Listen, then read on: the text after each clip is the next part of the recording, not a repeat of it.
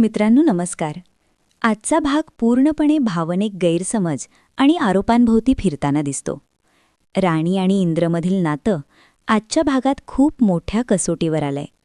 राणी थेट इंद्रावर आरोप करते की बुवांच्या अपहरणामागे तोच आहे. इथे राणीचा राग आणि असुरक्षितता खूप स्पष्टपणे दिसते.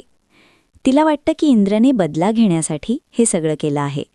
मात्र आबा इंद्रची बाजू घेतात आणि ठामपणे सांगतात की इंद्र कितीही कठोर असला तरी असा गुन्हा तो कधीच करणार नाही.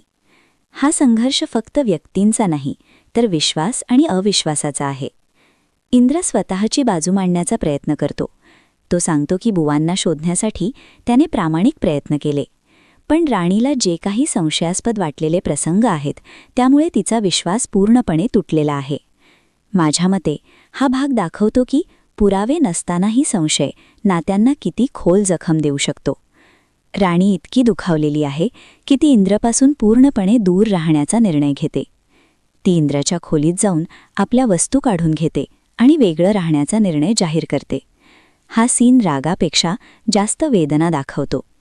इंद्रा आणि राणी यांच्यातील संवाद आता संवाद न राहता संघर्ष बनलेला आहे. दोघेही एकमेकांशी बोलायला तयार नाहीत आणि हाच या नात्याचा सगळ्यात धोकादायक टप्पा आहे. दरम्यान दुसरीकडे विक्रांत आणि उर्मिला या परिस्थितीचा फायदा घेत असल्याचं स्पष्ट दिसतं. त्यांचा आनंद आणि पुढील कट कथेचा धोका अजून वाढवतो. माझ्या मते पुढील भागात 3 प्रश्न महत्त्वाचे ठरणार आहेत. पहिला, राणी आणि इंद्रमधील गैरसमज दूर होणार का?